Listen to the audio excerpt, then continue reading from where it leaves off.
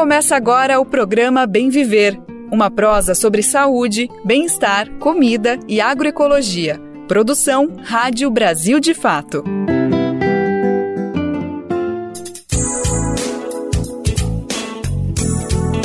E hoje é quarta-feira, dia 29 de novembro de 2023, chega a hora dele, é mais uma vez o programa Bem Viver chegando para trazer todas as notícias importantes do Brasil e do mundo, sempre na perspectiva popular que o Brasil de fato traz para as notícias. A gente vai falar bastante sobre agroecologia, sobre alimentação saudável, cultura e outros assuntos muito importantes. Bom, eu sou o Lucas Weber, estou por aqui então para conduzir essa boa prosa que está começando agora. Antes de tudo, a gente vai saber quais são os destaques, quais são as principais notícias, os principais fatos que a gente separou para o programa de hoje que está só começando. Agroecologia em região periférica de Belo Horizonte transforma a vida da população. ONU considera que eventos climáticos extremos são resultado de aquecimento global. Municípios do Rio de Janeiro vão processar concessionária de energia Enel. Sociedade tem até o dia 7 de janeiro de 2024 para opinar sobre o uso de dispositivo digital por crianças. Esses são alguns, mas são vários os destaques do Bem Viver. Vamos lá então conferir tudo que vai rolar no programa que está só começando. O Bem Viver é o nosso programa informativo diário do Brasil de Fato, que traz sempre uma edição nova, fresquinha, de segunda a sexta-feira, a partir das 11 horas da manhã. E você consegue acompanhar a gente pelo rádio e também pelas principais plataformas de podcast, além do site Brasil de Fato na Rádio e por meio das rádios parceiras. O Bem Viver é transmitido na Rádio Brasil Atual, 98,9 FM na Grande São Paulo, e também pela internet, na nossa rádio web, no site radiobrasildefato.com.br. Mas também dá para ouvir com calma, no seu jeito, a hora que você quiser. É só acessar o site do Brasil de Fato ou buscar o programa nas principais plataformas de podcast, além da rede de rádios parceiras que retransmitem o Bem Viver em todo o país. A lista completa de rádios está disponível lá no nosso site.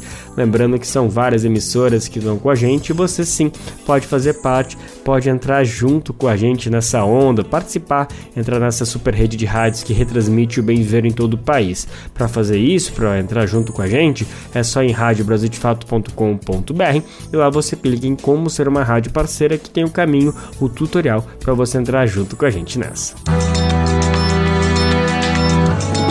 Brasil de Fato, 20 anos. Apoie e lute.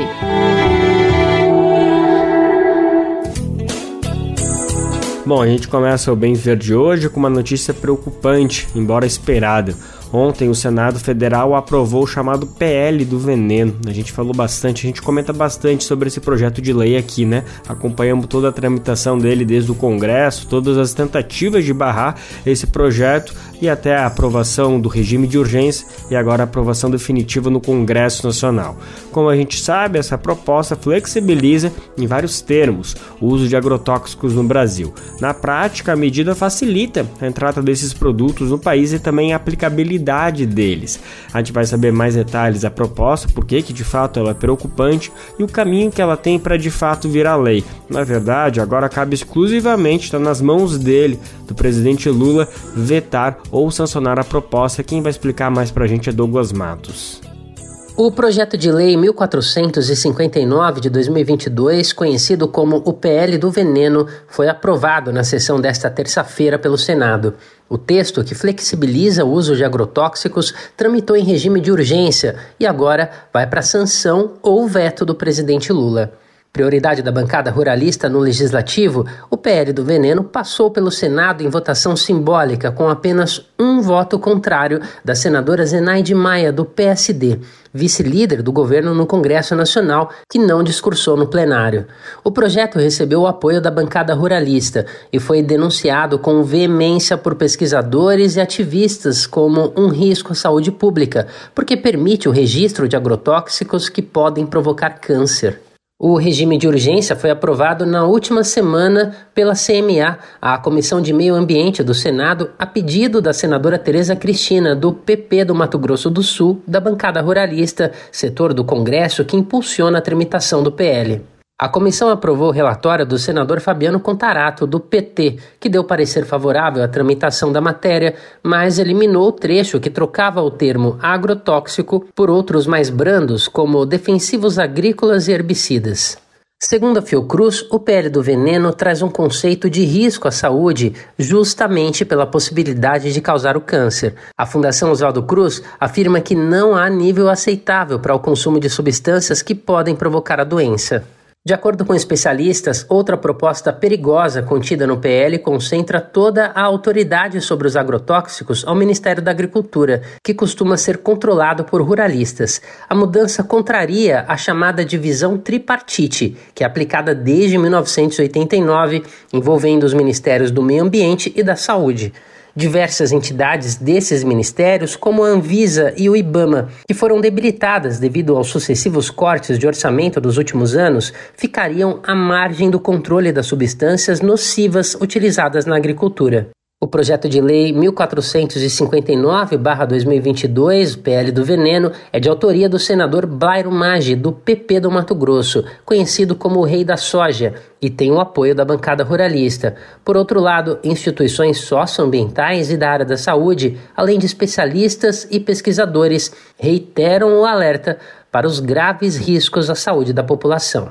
De São Paulo, da Rádio Brasil de Fato, com reportagem de Murilo Pajola. Locução, Douglas Matos.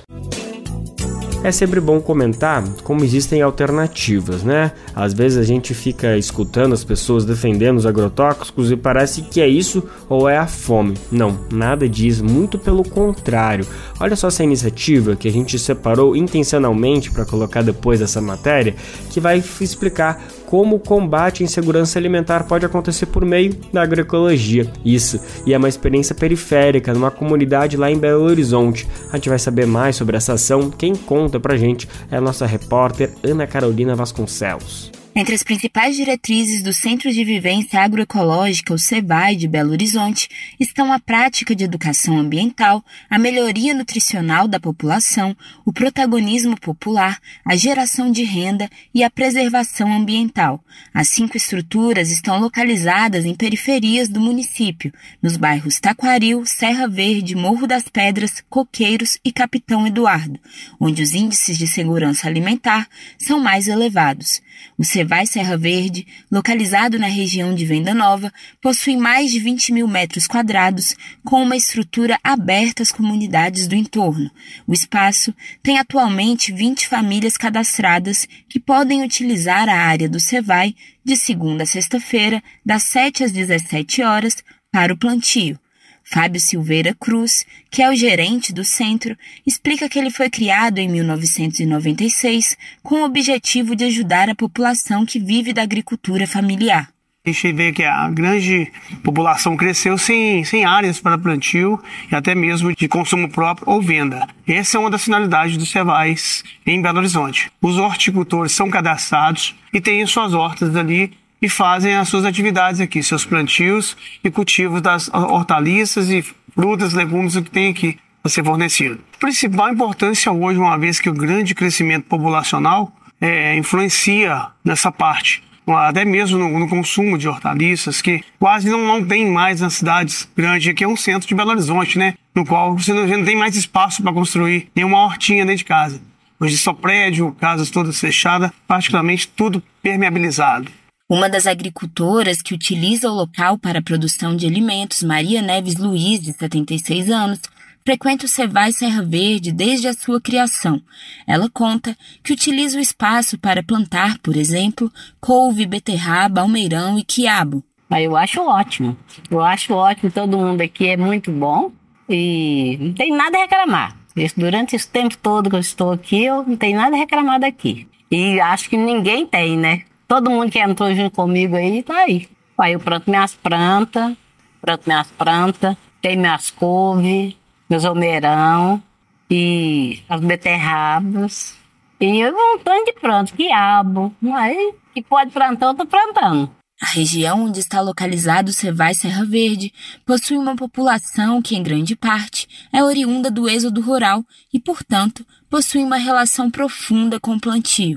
Júlia Giacomo, que é coordenadora do centro, conta que além de proporcionar uma vida mais saudável por meio da alimentação, o espaço ainda oferece um conjunto de oficinas e possui parcerias com o centro de saúde da região. Aqui no espaço a gente desenvolve alguns projetos, né?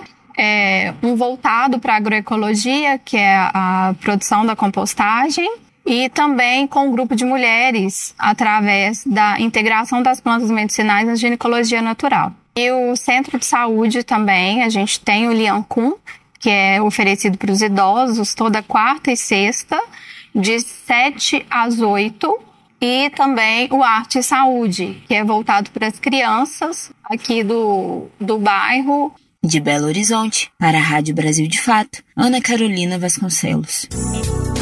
Bom, a gente acabou de conhecer as ações do CAVAI, o Centro de Vivências Agroecológicas da cidade de Belo Horizonte, uma iniciativa sustentável e que visa contribuir com a melhoria da qualidade de vida das comunidades periféricas. E adivinha, não precisa de nada de pele do veneno para ela funcionar, ela funciona simplesmente a partir de conhecimentos ancestrais e, é óbvio, de toda essa base agroecológica.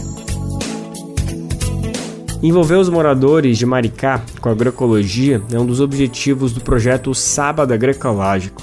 A ação contou com palestras, doação de sementes e mudas para o público. A gente vai saber mais sobre essa iniciativa, sobre essa ação tão bacana que acontece na cidade de Maricá, que fica no estado do Rio. Quem vai contar para a gente é a Raquel Setes.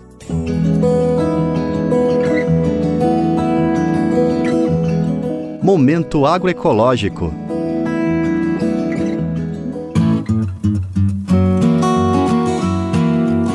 Aproximar a população da agroecologia. É esse o objetivo do projeto Sábado Agroecológico da Prefeitura de Maricá, no estado do Rio de Janeiro. A primeira edição do evento aconteceu no dia 3 de julho e teve cerca de 100 participantes, divididos em grupos para evitar aglomeração. Joana do Boque Bastos é engenheira agrônoma e deu uma palestra sobre conceitos básicos de agroecologia. Ela fala da recepção do público. Alguns já plantavam alguma coisa no seu quintal, mas queriam aprimorar. Tinha gente que nunca tinha plantado e queria, a partir dali, se inspirar e botar a mão na massa. Tinha bastante gente que passou a morar em Maricá por conta da pandemia e que está disposto a desenvolver mais esse contato com a natureza e com o uso do seu quintal. As irmãs Isabela e Letícia de Araújo Santiago foram ao evento para pegar algumas dicas. Isabela conta que a família tem um quintal grande onde cultiva uma horta e árvores frutíferas, mas tem tido problemas com alguns visitantes indesejados. Então, aqui no meu quintal, nas minhas hortinhas, né, a gente tem problema com lagartinhas que vão se tornar borboletas, então a gente tem que tentar encontrar um equilíbrio, né? Ou elas comem tudo. Então, eles fizeram várias receitinhas lá no Sábado Agroecológico e mostraram pra gente formas de atrair essas lagartinhas para que elas não destruam e também possam sobreviver de alguma forma. Letícia complementa. Explicaram pra gente que não são pragas. A gente considera praga porque come o que a gente acha que é nosso. Mas, na verdade, são animais que estão ali vivendo, coexistindo com a gente, mas que são indícios de que a plantação também não está indo tão bem. Maricá é um município que tem uma parte urbana e uma parte rural, além de aldeias indígenas e comunidades quilombolas. Júlio Carolino, que é secretário de Agricultura, Pecuária e Pesca, comenta da importância da produção agrícola para a cidade. Inclusive, Maricá tem uma característica rural. É um município que já teve grandes produções rurais, não só rural, como pecuária e pesqueira também. Já foi base da economia do município, na época da cana-de-açúcar, dos cítricos como um todo, laranja, tangerina, nós produzimos muito. E hoje a prefeitura quer resgatar a produção rural através da agroecologia.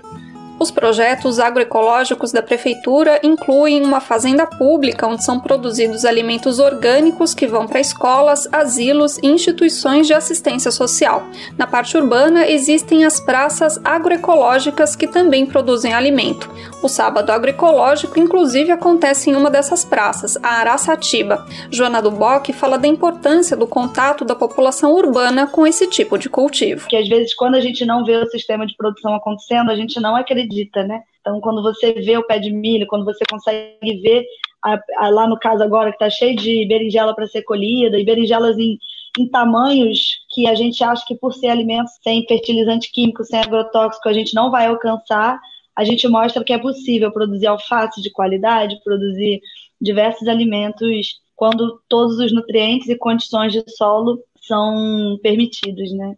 E já existem outros projetos em andamento. O secretário Júlio Carolino conta que a Prefeitura de Maricá firmou uma parceria com a Universidade Rural do Rio de Janeiro para criar um banco de sementes crioulas. Além disso, a gestão quer implantar um programa para diminuir a quantidade de lixo destinado aos aterros sanitários. A ideia é que a prefeitura vai distribuir baldes para que as pessoas possam estar recolhendo em suas residências resto de comida, casca de verdura, casca de fruta, e depois ele vai pegar aquele balde cheio e vai levar numa praça agroecológica e vai trocar por um produto daquela praça ou pelos produtos da fazenda pública. Maricá, nós vamos estar trocando lixo por comida. A gente chama de lixo, mas na verdade é o resíduo orgânico. E vale lembrar que esse resíduo orgânico é a parte mais úmida, a parte mais pesada do lixo.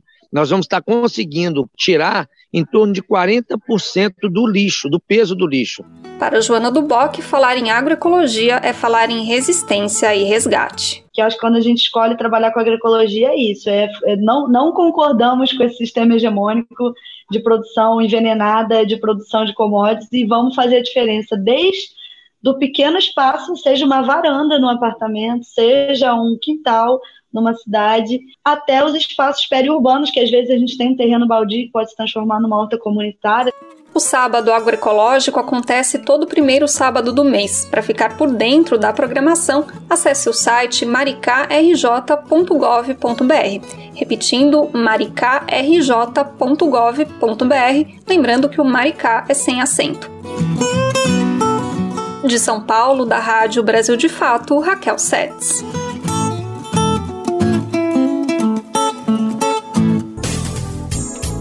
O futuro é agroecológico, isso é certeza, né? E iniciativas como essa, que visam aproximar o urbano das práticas e saberes da agroecologia, merece total reconhecimento e estímulo, né?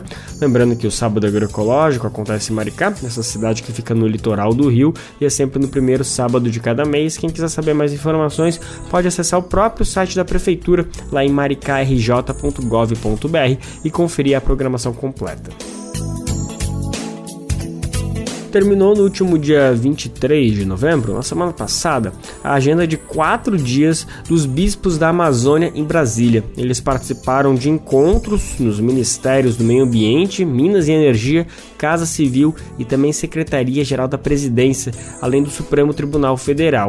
O objetivo dessa romaria, digamos assim, a principal iniciativa foi colocar em pauta e discutir as demandas e preocupações dos povos amazônicos com relação aos direitos territoriais, impactos de projetos econômicos e a crise climática. Bom, para entender um pouquinho mais sobre como foi essa ação de 4 dias, o resultado também desse debate com o governo federal e também com o ministro da Suprema Corte, a gente conversou com o bispo Dom Evaristo Pascoal Spengler. Ele é presidente da Rede Eclesial Panamazônica, que é a Repam Brasil. Quem conversou com ele foi o nosso repórter Kaique Santos. A gente vai conferir agora o papo que os dois tiveram. Olá, Dom Evaristo, seja bem-vindo ao programa Bem Viver. Obrigado e a minha saudação a todos que nos acompanham nesse momento. Dom Evaristo, uma das pautas centrais desse encontro em Brasília foi justamente a gravidade da situação da Amazônia. Você, com outros membros da Repam, levaram um documento com problemas levantados junto aos povos do território ao longo de 2 meses. Pontua pra gente quais são alguns desses problemas. Sim, a Repam, que é a Rede Eclesial Panamazônica, que ela está instalada nos 9 países da Amazônia, e nós somos a Repam Brasil, então estamos atuando em 6 regionais da CNBB, que inclui os 9 estados da Amazônia Legal no Brasil. Durante os meses de setembro e outubro, fizemos todo um levantamento, uma pesquisa, escutar os povos da região, através da Caritas, através do Conselho Pastoral dos Pescadores, Conselho Indigenista Missionário e vários outros organismos, temos os comitês da Repam que estão nos territórios. Esse levantamento aconteceu no momento de uma grande crise climática que atinge fortemente a Amazônia. Muitas comunidades nesse momento estão isoladas totalmente, porque os rios baixaram muito seus níveis, não tem mais acesso de chegada e saída da população, há fome, a falta de água potável, e há uma crise, então, que está afetando com a mortandade de peixes. Num único lago, em Tefé, morreram 120 botos, ou seja, os botos que lá existiam não suportaram o calor das águas que chegaram, nesse momento, a 38 graus, a temperatura máxima anteriormente atingida era 32 graus. Significa que algo de muito sério está acontecendo. Então, nós levamos essa questão climática para vários ministérios do governo, porque essa é uma questão transversal que abrange a toda a população e abrange também o governo em todas as suas ações, mas tratamos muito também das questões dos povos indígenas, povos ribeirinhos, os povos quilombolas, que aqui moram na Amazônia. A questão agrária, o problema da terra é muito grave na Amazônia porque existe muita grilagem. Há pessoas que chegam de fora, se dizem donas das terras. Eu só vou dar um único exemplo. No Pará, por exemplo, se fôssemos juntar todos os documentos de terra, um ao lado do outro, e colocar essa terra disponível para todos, precisaríamos de 3 camadas, ou seja, 3 andares de terra para o estado do Pará. Tanto assim é a questão da irregularidade de terras na Amazônia. Mas também abordamos a questão do modo que se faz o desenvolvimento na Amazônia. Um desenvolvimento hoje muito predatório, com a extração da madeira, a criação extensiva de gado, o monocultivo que vem eliminando a biodiversidade em muitas regiões da Amazônia, a mineração e, de modo especial, o garimpo ilegal, que tem afetado muito as comunidades, também com a poluição de mercúrio nos rios, e os grandes projetos hidrelétricas, estradas, ferrovias, são grandes obras que impactam o meio ambiente e as populações que vivem na Amazônia. Ainda tratamos do agrotóxico, que cada vez mais é usado e envenena as águas e envenena as terras e traz doenças para o nosso povo. O trabalho escravo, o tráfico de pessoas, foram temas abordados de forma diferenciada em vários ministérios. Dentro dessa agenda de encontros, Dom, houve uma conversa com a ministra do Meio Ambiente e Mudança do Clima, Marina Silva. Reforça para a gente esses problemas, né? Foram trazidos também juntamente com ela, e quais são as medidas colocadas em práticas ou apresentadas ao longo desses 11 meses de governo para enfrentar aí os problemas, né? Já foi proposto alguma coisa? Marina Silva coloca como seu maior trunfo nesse momento uma desaceleração do desmatamento. O desmatamento caiu na Amazônia, segundo suas estatísticas, em 48% neste ano. Nós não tivemos como checar de fato esse número, mas alguns colocam como a queda de 22%, mas de fato existe uma queda no nível de desmatamento na Amazônia. Só que a gente sabe que depende muito de uma fiscalização permanente do governo para que as ações de desmatamento possam continuar caindo, né? Em tempo real, quando digamos, as ações chegam muito posterior ao crime, incêndio, desmatamento, sabemos que a tendência é um crescimento maior. Então, é preciso uma aceleração da fiscalização em tempo real, né? Mas também colocamos a questão da poluição das águas, do ar, com as queimadas, mas também com o mercúrio. O garimpo ilegal, ele tem contaminado 1/4 dos peixes na Amazônia, segundo pesquisas da Fiocruz. De modo especial, no Acre, uma criança que consome peixes regularmente, ela vai estar com 32 vezes o nível de mercúrio acima do recomendado pela saúde pública. Significa que nós teremos pessoas que estão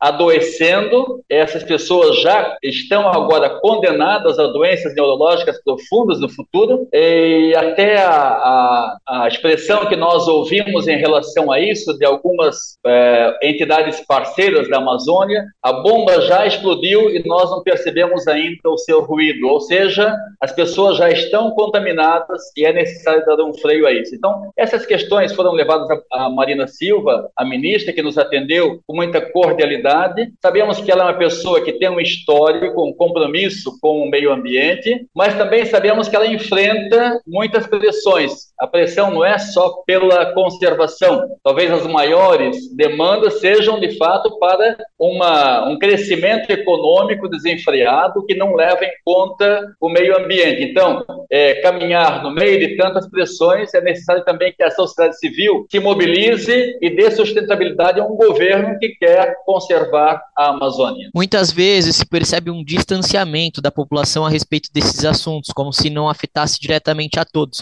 Você já trouxe um pouco sobre isso, de que na verdade afeta todo mundo. Qual a importância da sociedade estar ciente e envolvida com esses temas e como todas as pessoas podem ajudar de alguma forma com as soluções e proposições? Eu penso que a pressão da sociedade civil tem que ser permanente, porque muitas vezes se pensa, nós decidimos isso no momento de eleição, mas provavelmente a maior parte do Congresso Nacional nesse momento não tem com a pauta ambiental como uma prioridade nesse momento, né? Tem outras prioridades, outros compromissos. Então, é necessário de fato que a sociedade civil ela esteja sempre mobilizada para pressionar. Mas além da pressão da sociedade em cima do governo e do poder legislativo, judiciário, é necessário também cada vez mais a população ter, digamos, uma consciência de preservação do meio ambiente. Quem está consumindo carne de forma desenfreada significa que ele está contribuindo com o desmatamento na Amazônia, porque hoje uma grande parte da produção de gado é feita na Amazônia. Para a criação de gado na Amazônia é necessário desmatamento, né? E também com a forma como nós consumimos hoje, o mundo está cada vez mais num consumismo que causa e gera lixo, e esse lixo vai para a Amazônia, vai para o meio ambiente, e ao mesmo tempo nós estamos consumindo mais do que a Terra consegue reproduzir.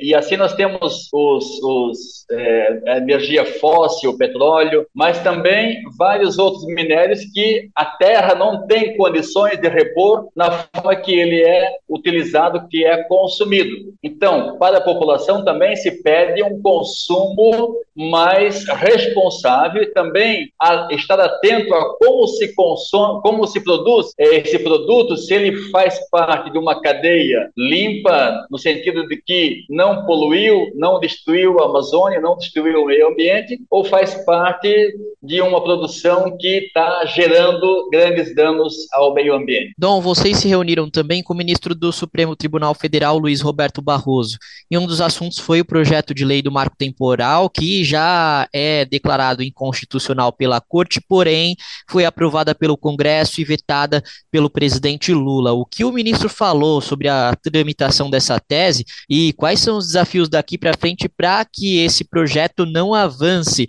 novamente nas casas legislativas? Na verdade, nós estamos hoje num confronto, parece, de poderes, né? Quando a Suprema Corte diz que isso é inconstitucional, na verdade não deveria mais ser votado no Congresso, mas há deputados ainda que criam situações jurídicas que vão agora, na verdade talvez seja para dar um tempo das pessoas continuarem ainda entrando nas terras indígenas, porque vão gerar conflitos nos tribunais por muitos anos. Na verdade, os que querem utilizar terras indígenas querem ganhar tempo, e muitos desses deputados certamente são financiados por eles que estão destruindo terras indígenas. Então, além dessa questão do marco temporal, que é uma questão muito séria, eu estou trabalhando atualmente no estado de Roraima, onde a população indígena é muito grande e depende seriamente de um não ao marco temporal. Eu acompanhei muitas lutas indígenas nesse último ano contra o marco temporal, mas além disso, o ministro Barroso ele, quando soube que no estado do Amazonas, por exemplo, existe apenas um tribunal federal fora de Manaus, então no maior estado do país, nós não temos um atendimento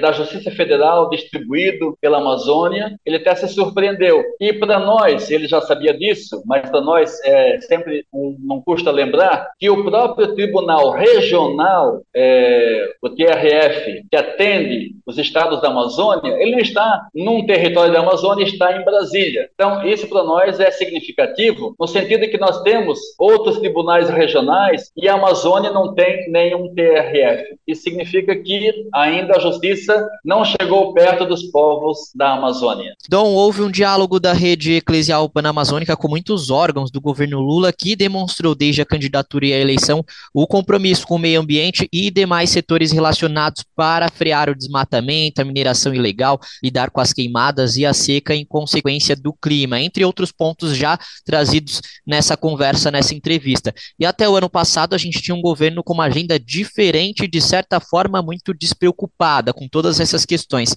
que essa abertura, né, de agora, deste ano, representa? Sim, a abertura a nível do governo, ela é fundamental, mas eu penso que nós temos um governo com uma certa sensibilidade. Não vou dizer isso em todos os ministérios, porque também há ministérios que me parece que num governo de uma coalizão tão ampla não são unânimes em relação à proteção do meio ambiente, e no outro sentido que nós dependemos também em grande parte do Congresso, que o Congresso não tem a pauta ambiental como uma das suas prioridades. Então, continua sendo um jogo de força dentro do governo, continua sendo um jogo de força da sociedade com o Congresso Nacional, e eu penso que nós não podemos dar por certo como a pauta ambiental como segura sem uma pressão constante da sociedade. Uma expressão que nós ouvimos mais de uma vez é de que o governo é como um feijão duro, você só consegue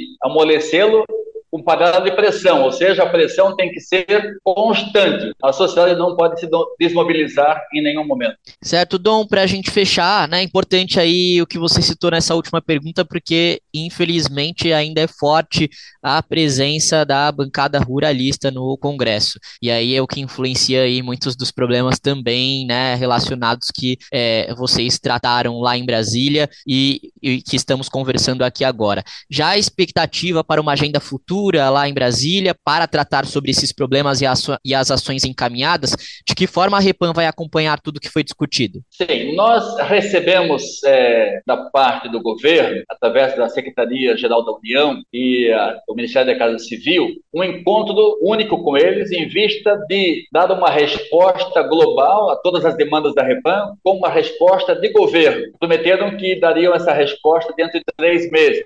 Aquilo que é possível ser executado de forma imediata, aquilo que é de médio prazo e aquilo que é de longo prazo. Então, eles darão essa resposta oficial à Repam e depois nós continuaremos a monitorar, acompanhar a execução daquilo que é promessa nesse momento. Ótimo, obrigado, Dom Evaristo Pascoal Spengler, bispo da Diocese de Roraima e presidente da Rede Eclesial Panamazônica Repam Brasil. Ótima conversa aqui no programa Bem Viver. Eu que agradeço, nós estamos sempre prontos para novos contatos e que Deus sempre abençoe esse trabalho em prol do povo da Amazônia. A gente acabou de conferir então a conversa que o nosso repórter Kaique Santos teve com o bispo Dom Evaristo Pascoal Spengler. Ele é presidente da Rede Eclesial Panamazônica, a Repam. Nosso repórter conversou com o bispo sobre essa missão de 4 dias que bispos da Amazônia estiveram em Brasília para conversar com o governo federal, estiveram em 4 ministérios e também conversaram com o ministro Barroso do Supremo Tribunal Federal. Vamos voltar a falar um pouquinho sobre os eventos climáticos, sobre a crise climática que vem afetando o Brasil e o mundo. Bom, na opinião da ONU, na verdade não é uma opinião, são estudos técnicos que mostram que tudo isso, esses eventos extremos, são resultado do aquecimento global. E ainda, essas consequências vão além de prejuízos materiais. Vamos entender mais a reportagem da Rádio Agência Nacional. A Organização das Nações Unidas considera que os eventos climáticos extremos são consequência do aquecimento global. Por exemplo, segundo a NASA, a Agência Aeroespacial Norte-Americana, 16 dos 17 anos mais quentes desde 1880 foram a partir de 2001. Essa elevação da temperatura do planeta já provoca o derretimento de geleiras e o aumento do nível do mar. Só para se ter uma ideia, entre 1971 e 2010, o nível do mar no mundo subia em média 2 milímetros por ano. Mas entre 1993 e 2016, esse ritmo foi quase 75% maior, chegando a 3,4 milímetros por ano. Em agosto, o Serviço de Informação Climática da União Europeia registrou a mais alta temperatura média da superfície dos oceanos, 20,96 graus Celsius. Por isso, a ONU alerta: é preciso tomar providências para minimizar o aquecimento global e as mudanças climáticas. É que as consequências vão além dos prejuízos materiais causados pelos eventos climáticos extremos. A ONU alerta que doenças como malária, dengue e cólera podem se espalhar ainda mais e novas pandemias podem surgir. E a extinção de animais e vegetais também está nesta conta. Para especialistas, a falta de alimentos e de água para o nosso consumo estão entre os riscos das mudanças climáticas. Estudiosos da área advertem que é preciso combater o aquecimento global, mas para agir é necessário entender como isso acontece.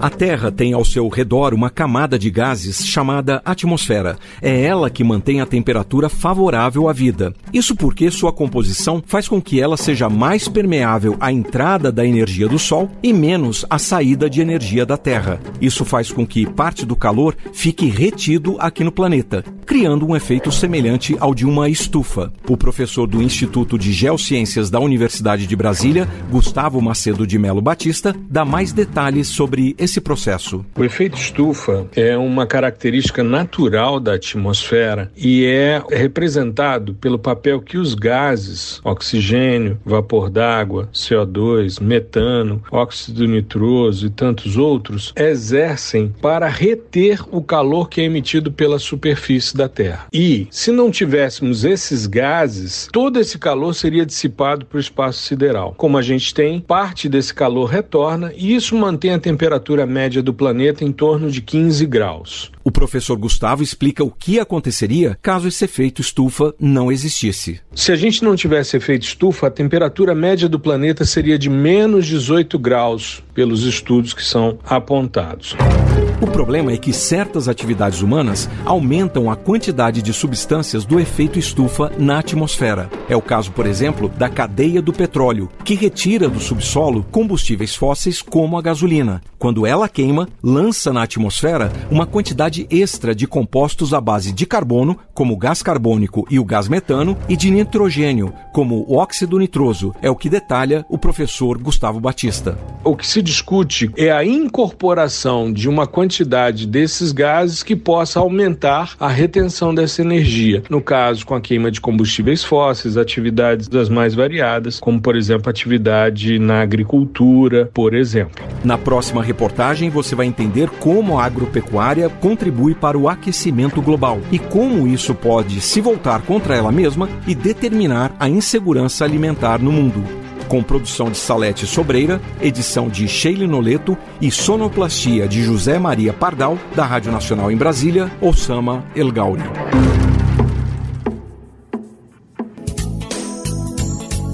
A gente acabou de conferir, então, uma reportagem da Rádio Agência Nacional sobre as consequências do aquecimento global para o nosso planeta e como isso pode afetar a nossa rotina e, principalmente, a nossa saúde. Anteriormente, a gente estava ouvindo sobre essa missão dos bispos da Amazônia em Brasília para falar sobre os impactos que a população local está sentindo por conta desses efeitos das mudanças climáticas, né? A gente vai trazer agora uma reportagem que traz um pouquinho mais sobre todos esses impactos que estão acontecendo. A seca do Amazonas, essa estiagem histórica na região, baixou os níveis dos rios, afetando a vida e o trabalho da população local. Mesmo com os níveis dos rios voltando a subir por conta da chuva, a situação na região segue preocupante. A gente vai saber mais como isso afeta o dia a dia, a economia, todas as questões do cotidiano dessa população, agora na reportagem de Victor Lataif.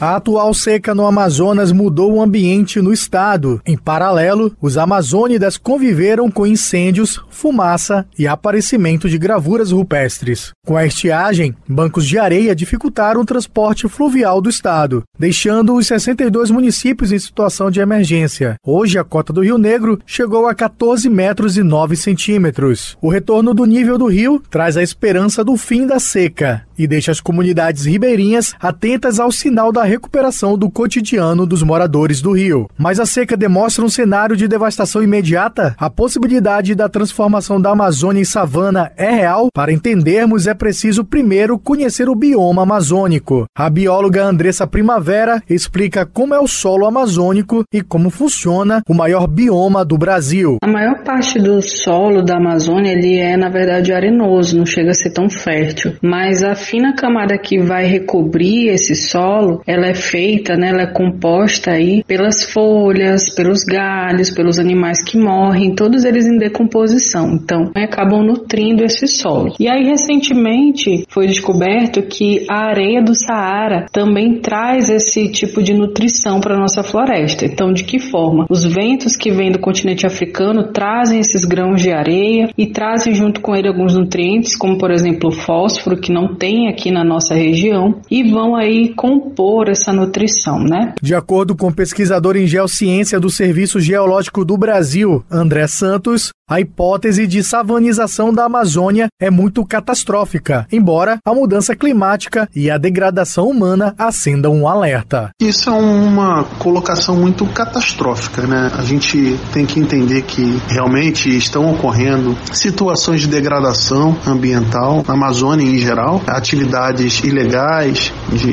extração de madeira, expansão da fronteira agrícola para áreas de floresta, garimpo ilegal, isso tudo ocorre. A gente está ciente disso. Existe realmente uma degradação ambiental forte na Amazônia, que não é de hoje, já vem de muito tempo, que se intensificou nos últimos anos. Uma questão tão alarmante como essa de que vai se transformar em savana, isso, pelo menos no nosso tempo humano, é improvável. Ele destaca que o aparecimento das dunas nos rios amazônicos foi causado pela estiagem histórica. A gente tem que entender que o que ocorreu agora, o surgimento dessas dunas fluviais ficarem aparentes, foi devido a uma condição hidrológica extrema de vazante, né? O rio secou e parte do leito que é formado por essas dunas fluviais ficaram aparentes, mas isso foi pontual devido, como eu falei, a um evento extremo de vazante. Você tem aí 240 dias subindo e 120 dias secando em média, e isso mostra que o movimento, o processo de seca, ele é mais intensificado, né? Então você, para ganhar a cota, para subir o nível do rio, você precisa de mais quantidade de dias, e para a recessão ela ocorre de uma forma mais acelerada. Em Manaus, o Rio Negro registrou o início do processo de cheia. Só no final de semana, o rio encheu 30 centímetros. Já o Solimões subiu uma média diária de 22 centímetros, confirmando o início do período de enchente. Do Sistema de Comunicação Encontro das Águas, Victor Litaif para a Rádio Nacional. Voltando a falar do Rio, municípios do estado vão para a Justiça Federal contra a concessionária de energia Enel. A gente vai entender melhor qual é a questão, qual é a demanda que a população está levando, com a repórter Tatiana Alves. Prefeitos de pelo menos 22 municípios atendidos pela Enel no estado do Rio de Janeiro assinaram uma ação contra a concessionária de energia elétrica para cobrar melhorias na execução do serviço. O documento será entregue à Justiça Federal. Entre os presentes estavam representantes de Angra dos Reis, Aperibé, Cachoeira de Macacu, Casimiro de Abreu, Macaé, Paraty, Petrópolis e Saquarema. O encontro aconteceu em Niterói e foi presidido pelo prefeito da cidade, Axel Grael. Outra liderança presente ao evento foi o deputado federal Max Lemos, da Comissão de Minas e Energia da Câmara dos Deputados, que falou sobre o andamento da questão em âmbito federal. Precisa sim ter um serviço imediato, um serviço melhor, e é isso que a gente vai buscar. Não pode ter uma reforma de qualquer maneira, não pode ter um novo contrato, uma nova concessão de qualquer maneira, sem discussão. Não dá mais para ser assim no Rio de Janeiro. A Enel opera em 66 dos 72 municípios do estado. Saquarema, na região dos Lagos, chegou a ficar 7 dias sem luz na última semana. A cidade é de veraneio e triplica de população nos finais de semana, feriados e férias escolares. A prefeita Manuela Pérez disse que as falhas no sistema têm se tornado constantes. O que é mais triste é a população nos cobrar por problemas que a gente não consegue resolver. Por mais que a gente esteja melhorando a nossa cidade, trabalhando, investindo em infraestrutura, é muito temerário que essa empresa continue. Não, então acho que daqui a gente tem que elaborar algum projeto, alguma reivindicação que a gente consiga realmente solucionar ou minimizar um pouquinho esse problema, que são iguais para todos nós, né, para todos os prefeitos. Petrópolis, na região serrana, é outro município que tem sofrido com o serviço entregue pela Enel. O prefeito Rubens Bom Tempo fala dos problemas que teve com a concessionária. Lá em Petrópolis, a gente tentou fazer o enterramento da rede, eles vieram com um valor absurdo, eu banquei, falei, eu quero fazer. Estou esperando até hoje a resposta. Então, nem pagando você consegue fazer o serviço.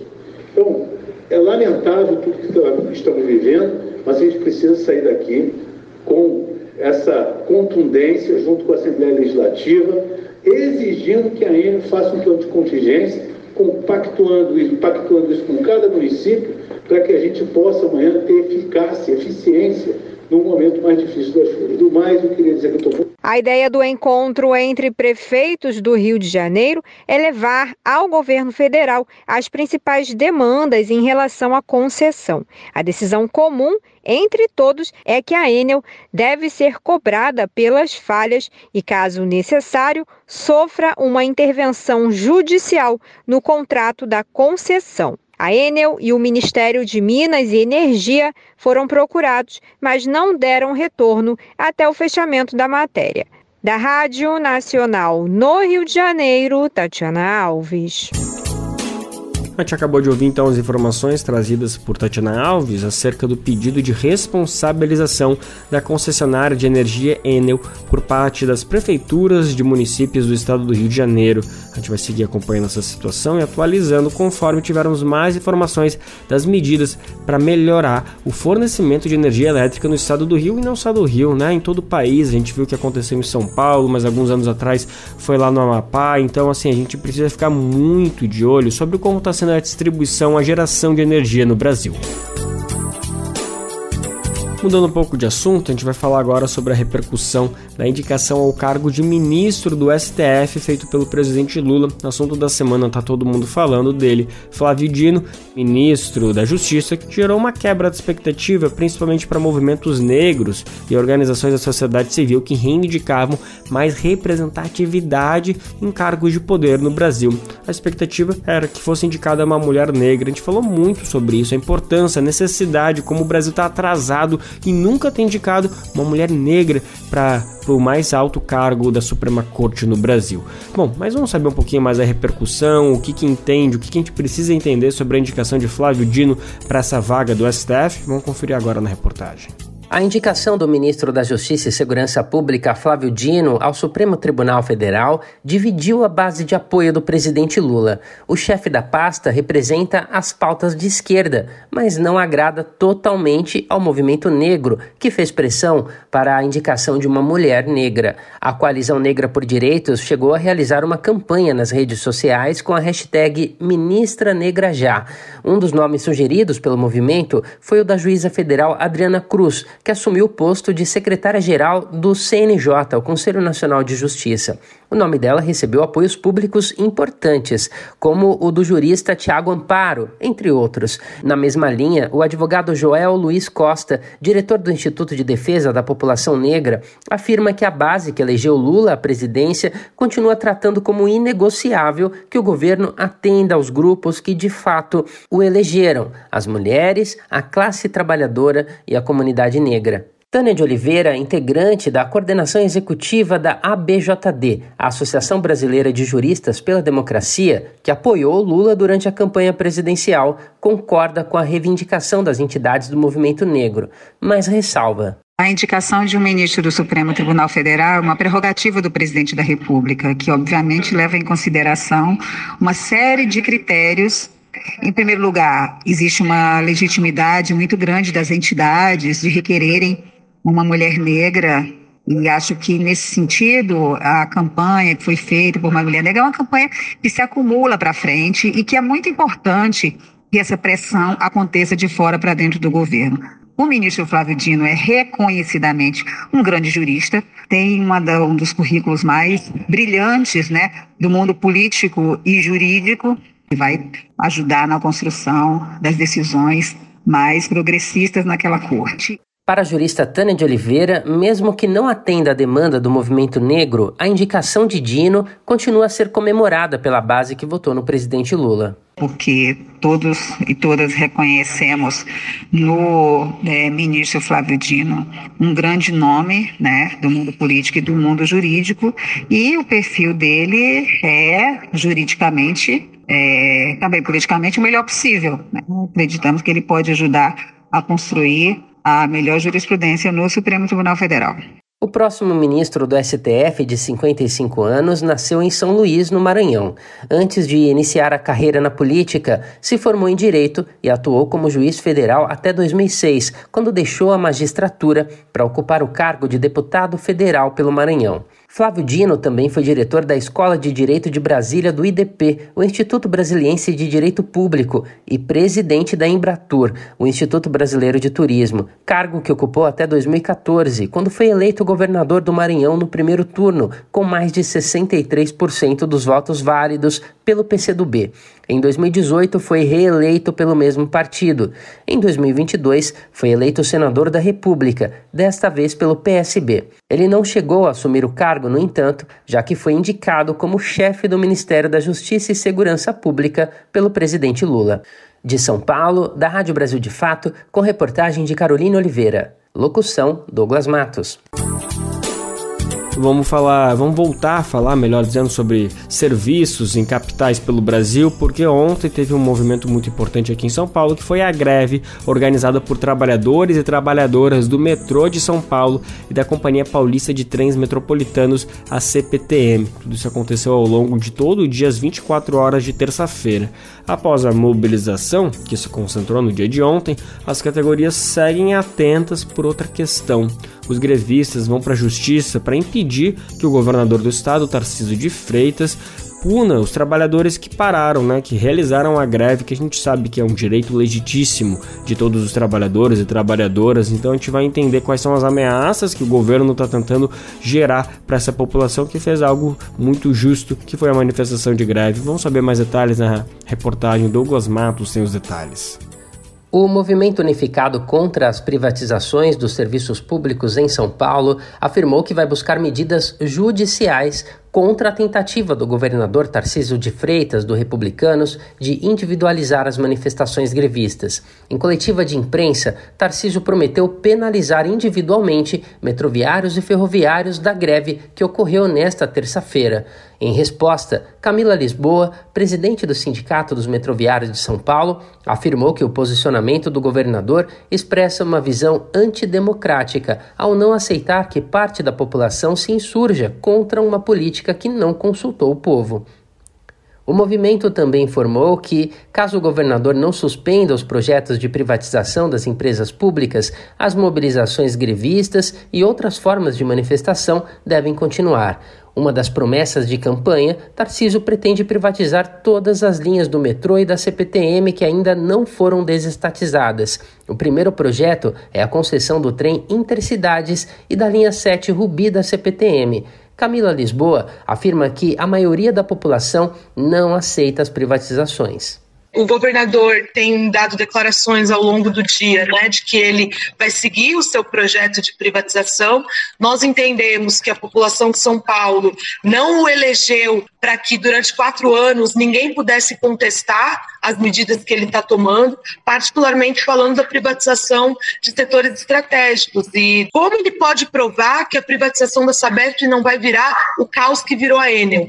Como a privatização do trem e do metrô não vai virar o caos que virou a linha 8 e 9? Em 17 de outubro, Tarcísio protocolou na Alesp, Assembleia Legislativa do Estado, em regime de urgência, um projeto de lei que prevê medidas para privatizar a Sabesp. Em pouco mais de um mês, a proposta passou pelas comissões e já está pronta para ser votada em plenário. José Antônio Fagian, presidente do Sindicato dos Trabalhadores em Água, Esgoto e Meio Ambiente do Estado de São Paulo, afirma que o movimento unificado significa a defesa do direito da população ao saneamento e à água tratada. E a Sabesp, enquanto empresa pública, ela presta um serviço de excelência, é uma empresa lucrativa, é uma empresa que tem serviços quase que totalmente universalizados. Operamos 375 municípios, atendemos mais de 70% da população de São Paulo e não há nenhum argumento razoável, né, para que se privatize a Sabesp. O principal saldo dessa greve de hoje é, com certeza, poder fazer esse debate com a população de São Paulo, todo esse projeto privatista do governador Tarcísio. Nós estamos hoje trazendo uma manifestação dos trabalhadores das categorias, mas também do povo de São Paulo, que com certeza é contra esse desmonte. Na rede social X, o antigo Twitter, Tarcísio de Freitas chamou a greve de ilegal e abusiva e afirmou que o movimento tenta colocar a população refém de uma pauta política e, segundo suas palavras, corporativista. De São Paulo, da Rádio Brasil de Fato, com reportagem de Caroline Oliveira. Locução, Douglas Matos. A sociedade tem até o dia 7 de janeiro do ano que vem, logo ali, né? 7 de janeiro de 2024 é quase amanhã, para opinar sobre o uso de dispositivos digitais por crianças. A gente vai saber mais detalhes sobre quem pode participar, como participar e o que diz sobre essa questão, essa votação. Quem vai contar pra gente é o repórter Nelson Lim. O prazo para a sociedade civil enviar suas contribuições para a consulta pública a respeito do uso de dispositivos digitais por crianças e adolescentes foi prorrogado. Agora, quem quiser enviar sua opinião ou contribuição pode fazer isso até o dia 7 de janeiro por meio da plataforma Participa Mais Brasil. De acordo com o governo, as contribuições têm o objetivo de criar estratégias para o uso consciente de celulares e tablets por crianças e adolescentes e servirão para a elaboração de um guia oficial com orientações sobre o tema. No preâmbulo da consulta, eles citam uma pesquisa global com 27 mil pessoas, segundo o qual o bem-estar mental de crianças e adolescentes provou ser melhor quanto mais tarde ganharam seu smartphone ou tablet. A Sociedade Brasileira de Pediatria recomenda que crianças de até 2 anos não podem ser expostas a telas e que crianças de 2 a 5 devem utilizar telas por no máximo 1 hora por dia. Já adolescentes com idade entre 11 e 18 anos não podem ultrapassar as 3 horas diárias. Até o momento, a consulta já recebeu mais de 400 contribuições de coletivos e organizações diversas. Da Rádio Nacional em São Paulo, Nelson Lim. A gente acabou de ouvir então as informações do repórter Nelson Lim acerca da plataforma Participa Mais Brasil, que está recebendo opiniões de brasileiros e brasileiras sobre o uso de dispositivos digitais para crianças. Se você quer contribuir, quer apoiar, quer manifestar sobre essa discussão que é muito importante, né? Fala sobre muitas coisas que a gente tem discutido no nosso dia a dia. Bom, é bem simples. Vai na plataforma do governo, que é gov.br/Brasil Participativo. Então, gov.br/Brasil Participativo, e a participação de todos é fundamental, e aqui no Bem Viver a gente incentiva, né, que as pessoas possam participar para ampliar cada vez mais desse debate que fala sobre o futuro do país, fala sobre as crianças que são o presente.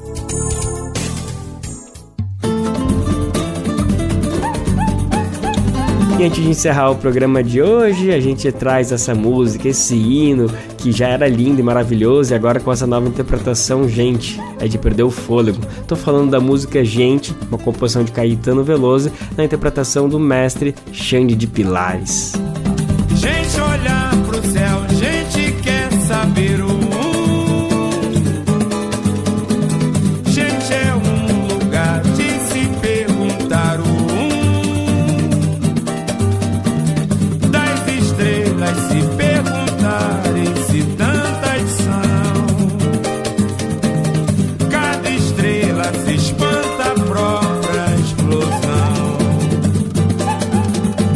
Gente, é muito bom, gente deve ser E assim, o programa de hoje fica por aqui, tá acabando a edição dessa quarta-feira, dia 29, mas amanhã a gente tá de volta, dia 30, quinta-feira, tem mais uma edição fresquinha do nosso programa. Não serei eu quem estarei por aqui, é a minha colega, essa grande jornalista que eu admiro demais, Letícia Holanda, vai estar tocando as picapes da apresentação, tocando essa boa prosa contigo, então não vai perder, né? Toca tudo aí, Letícia. Lembrando que o Bem Viver fica disponível diariamente a partir das 11 horas da manhã, que você pode conferir na Rádio Brasil Atual 98,9 FM na Grande São Paulo ou no site radiobrasildefato.com.br. O programa vai ao ar em diversas rádios pelo país e a lista completa de emissoras que retransmitem o Bem Viver você encontra na matéria diária de divulgação do programa que fica lá no nosso site. Aqui a gente aproveita para agradecer esses veículos por estarem com a gente. O Bem Viver também fica disponível com podcast no Spotify, Deezer, iTunes e Google Podcast. Na apresentação desse programa foi de Lucas Weber, edição e produção de Anderson Almeida, Daniel Lamir, Douglas Matos e Nil Soares. Trabalhos técnicos de André Parocha, Edson Oliveira, Lua Gatinoni e Emerson Ramos. Coordenação de Rádio e TV Moniz e Ravena, diretora de programa de áudio Camila Salmásio, direção executiva Nina Fidelis, apoio toda a equipe de jornalismo do Brasil de Fato. Alô, bateria!